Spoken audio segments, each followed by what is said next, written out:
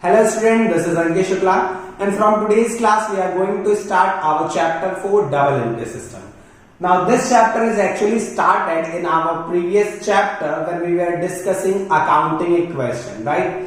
One part was related to this topic in that chapter that we have discussed. So what we have discussed is what double entry system means. We have understood that double entry system says that every business transaction has two aspects, okay? Every business transaction affects two accounts and from those two accounts, one account will be debited and the other account will be credited. In our previous class, we have understood what account means and what is the meaning of term debit and credit, right? Okay. Now when we understood that double entry system says that every business transaction affects two accounts and from those two accounts, one will be debited, other will be credited. The thing that come to our mind is how we can identify those two accounts in any question and how we can decide that from those two accounts which account will be debited and which account will be credited. So answering to these questions, we have discussed that there are two types of approaches to find the solution of this problem, that how to decide these two accounts and debit and credit, right? So those two approaches were traditional approach and modern approach, right? So modern approach we have discussed in that chapter accounting equation in our previous class, right? So if you have not watched that video, please watch that video. That will help you to understand this class, right? So in our previous lecture we have seen how to identify two accounts and decide what should be debited and what should be credited as per modern approach. In today's class we will see how as per traditional approach we can identify two accounts and decide what should be debited and what should be credited. So let's see how traditional approach works. In modern approach we have seen that accounts can be classified into 5 categories: asset nature account, capital nature account, liability nature account, expense nature account and income nature account, right? But as per traditional approach says that accounts, various types of account that you will find in different transactions, those accounts can be classified into 2 categories: personal accounts and impersonal account. Now impersonal account further classified into 2 categories: real account and nominal account, right? Now the thing is, normally in general practice people don't say that as per traditional approach there are 2 types of account, personal and impersonal. In general practice, people say that traditional approach or double entry system classify accounts into 3 categories: personal account, real account and nominal account. This is a broader sense that you can say that accounts can be 2 types of personal and impersonal, then impersonal again real and nominal. But in general sense, normally it is said that accounts are 3 types: personal, real and nominal. If someone asks to you what are the types of account as per traditional approach, you can answer there are 3 types of account: personal nature account, real nature account and nominal nature account, right? Okay. And rules are also apply on these types. Okay. So let's see what are the types of account which will be categorized in personal nature and real nature and nominal nature. Now let's see what types of account will fall under the category of personal account.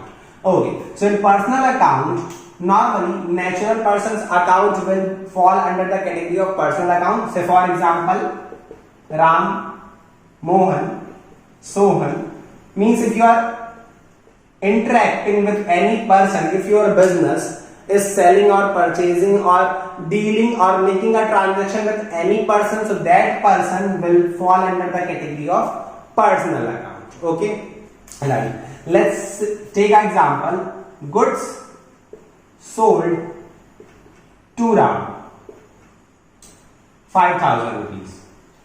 What it means is this is a transaction and transaction says that we sold goods to Ram worth of 5,000, means 5,000 of goods we sold to Ram. Now as per double entry system, every transaction affects 2 accounts. So the first thing that you have to do is you have to find 2 accounts in any transaction, right? So in this whole transaction we have to find 2 accounts. Okay, so the first account that you can identify will be Ram, because we have understood that any person, if we are making a transaction with any person, that person in itself account, and that account will fall under the category of personal account. So we found one account, that is Ram.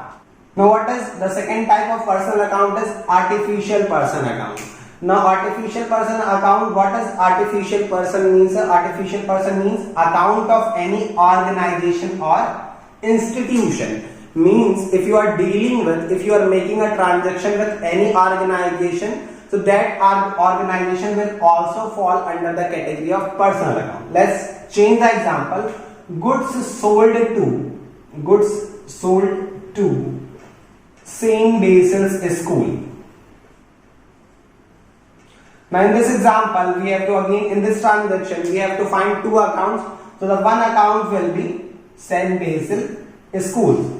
Why so? Because it is an artificial person. How? Because it is an organization or institution. So let's suppose you made a transaction with a bank. Let's say goods sold to HDFC Bank. So HDFC is a bank, and let's suppose you have a shop of electric equipment, and HDFC Bank is in requirement of a AC, air conditioner, right? So HDFC Bank approached to your shop and they decided to purchase a AC from you, right? So now you are selling to HDFC Bank. In that case, HDFC Bank is also an account, and that will fall under the category of personal account because this is a organization. Okay, so every organization, every institution will also fall under the category of personal account. Now the third type is representative personal account. Now we will discuss representative personal account after we will discuss nominal account. Just keep it for that moment.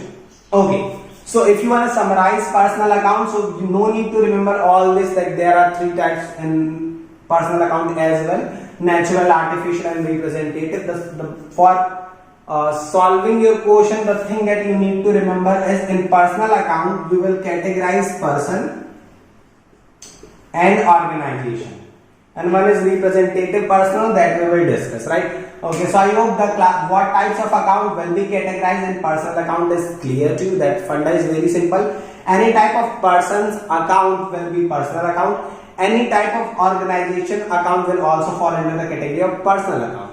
So for example, let's take one very important example, that is owner's capital account.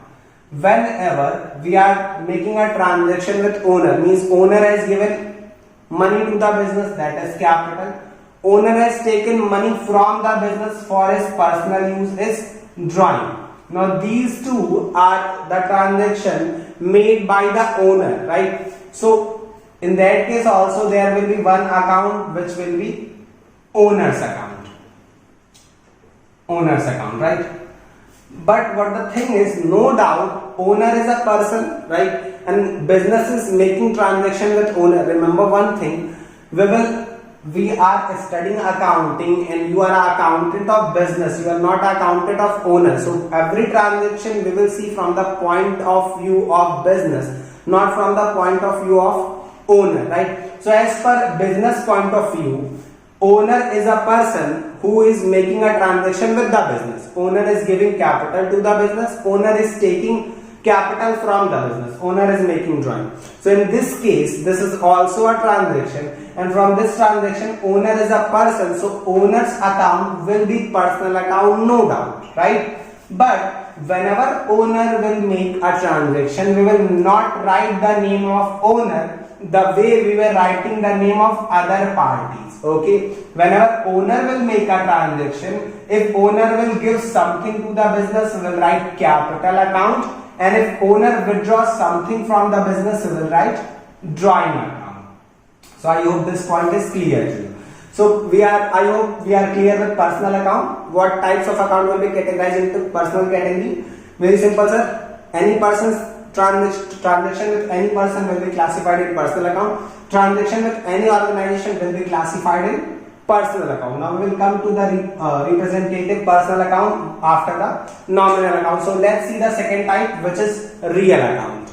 Now real account is very simple. What types of account will be categorized into real account? Very simple. The thing that you need to remember is goods, cash, and asset.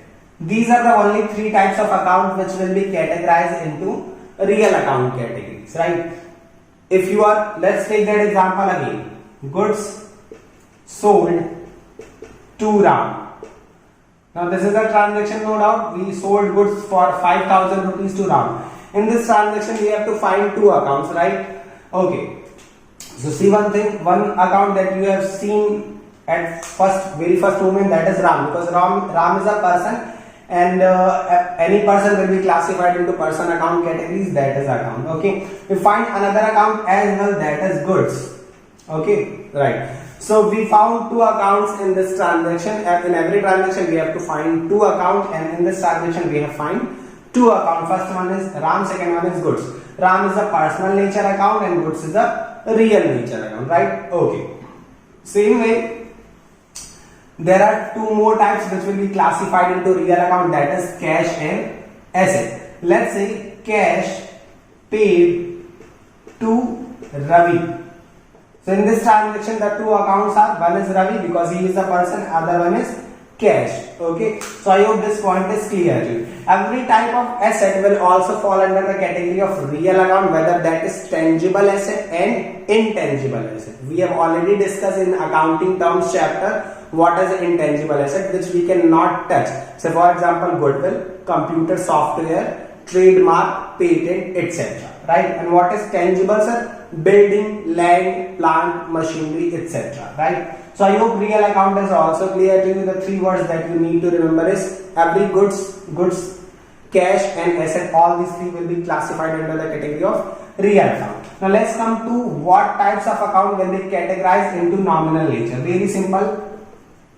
Every expense, loss, income, gains will be classified under the category of nominal account. Let's take an example. Salary paid 2,000 rupees. Now in this is a transaction, we paid salary to our employee, right? So in this transaction we have to find two accounts. So one account will be cash. See, we are paying something, right? So if you are paying something, you must be paying in cash, right? So we find one account, that is cash. Of course, cash word is not written, but paid is written, right? So paid means, of course, if we have paid, we must have paid in cash, right? So we found one account, that is cash. What about other accounts, sir? Salary. If we are paying salary, that is our expense. We have already discussed in accounting terms chapter what is expense, loss, income and gains means, right? So any type of expense and any type of income will be classified under the category of nominal account, right? So for example, electricity bill paid. So electricity bill is a kind of expense, and paid means paid in cash. So the second account will be cash. Okay, so I hope the real account, nominal account is clear to you. Now we have left one, that was representative personal. So let's see what representative personal means. Very simple. Whenever if you have any nominal account and you prefix or suffix a word before that nominal account, that will become representative personal account. What I said, whenever you prefix means you add a word before a nominal account, or suffix you add a word after a nominal account, that nominal account will be converted to personal account. What I mean to say, let's take an example. I have written a word, salary is account, no doubt, but I have changed the word to outstanding salary. Now what outstanding means? Outstanding means something which has to be paid but not paid yet. Okay, salary is an expense, but okay, and it is due, but we have not paid salary to our employees. So in future we have to pay that salary, right? So now that salary is payable to any person now. So that outstanding salary will be personal account. Okay. If you paid the salary, so now there is no use of that person because the salary is already paid now. Now we don't need to know the name of that person, right? But if something is outstanding means we have to pay to that person. Okay. So what representative personal account means? Representative personal account means an account which represent a group of person or a single person. An account which represent a group of person okay, or a single person, that will be representative personal account. So for example, we discussed that we have to pay salary to our 5 employees which is outstanding, we have not paid yet, okay. So that outstanding salary will be personal account because it is a representative personal account. This word outstanding salary is representing 5 people to whom we have not paid salary yet, okay. So the simple thing that you need to remember is whenever any prefix word or suffix word added to the any nominal account, that will be representative person, right? It can also be written that outstanding salary or salary outstanding, okay, both mean same thing. There is one more type, that is prepaid salary. Now what prepaid salary means, we paid salary to advance to someone. Now if you paid salary to advance, you can get the work done in near future, right? So that advance salary is representing to some group of person or some person, so that will be personal account. Now don't need to make this all a mess. The only thing that you need to remember is that in personal account there are 2 types. Every person account will be classified into personal, every organization account will be classified into personal account, okay. And the use of this prefix and suffix will be after 4 to 5 chapter, okay. No need to get worry about it, okay. But the only thing that you need to remember is whenever any prefix or suffix, the example are outstanding, prepaid, accrued and unaccrued, okay. We will discuss this chapter when we will understood balance sheet, okay, after 6 to 7 chapter, right? So the only thing that you need to remember is whenever a word, prefix or suffix is added to the nominal account, that will become a personal account, right? So how we can identify personal account? Whenever we see a person or name of any organization in any transaction, that will be personal account. Every goods, cash or asset account will be real account, and every expense, loss, income and gains account will be nominal account, okay. So I hope this is clear to you. As per traditional approach, we are classifying accounts into 3 categories which are generally popular: personal nature account, real nature account and nominal nature account. So the first problem is solved, that how you can identify 2 accounts in a transaction. That is very simple. Let's take one more example. Building purchased 5 lakh rupees. Now this is a transaction. In this transaction we have to find 2 accounts. So one account will be building because that is asset, no doubt. Other account will be cash, because if we are purchasing the building, it means we must have paid the cash, right? You must have paid the cash, that's why you are purchasing building, okay. So the 2 accounts will be, one will be building, other will be cash, and both are related to real account, okay. So I hope now you can identify 2 accounts as per traditional approach, right? Okay. Now the second thing that comes to our mind is what should be debited and what will be credited. So there are rules for every account. Personal account has different rule, real account has different rule, and nominal account has different rule.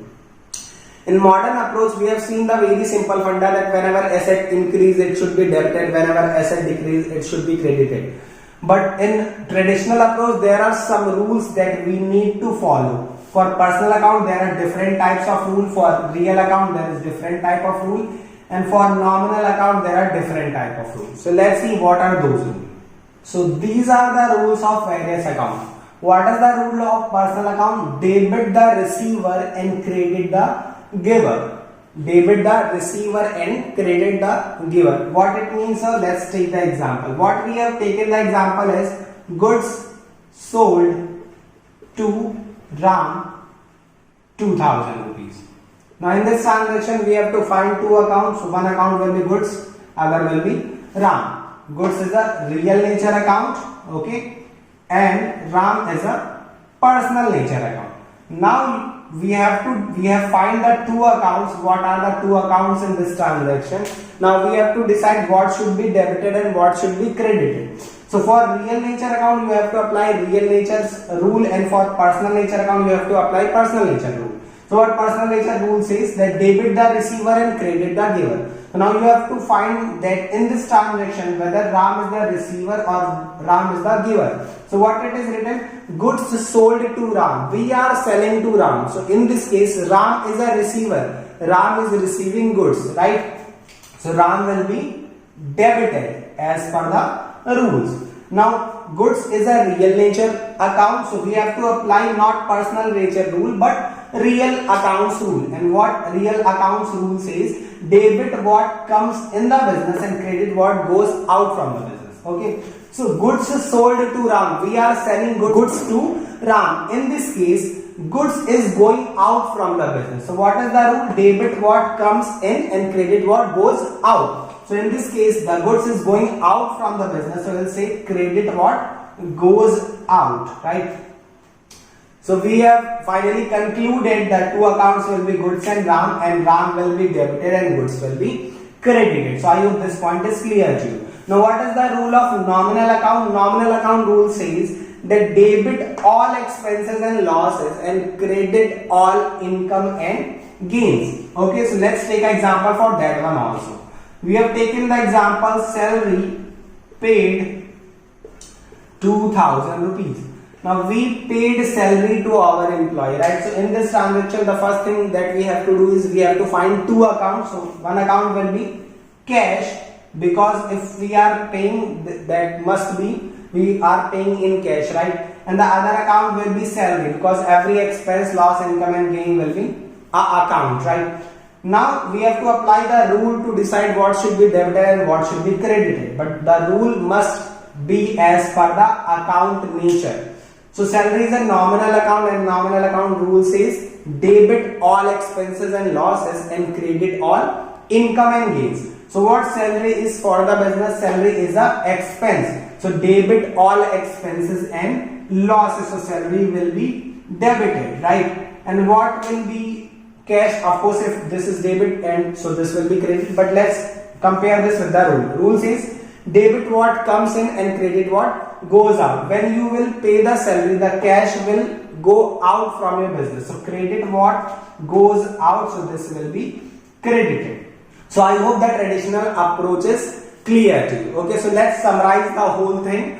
What traditional approach says? Okay, see firstly, what double entry system? Double entry system is a system which says that every business transaction has two aspects. Every business transaction affects two accounts, and from those two accounts, one account will be debited and other account will be credited. Now to find what are those two accounts and how to decide which should be debited and which should be credited, there are two approaches. One is modern approach, other one is traditional approach.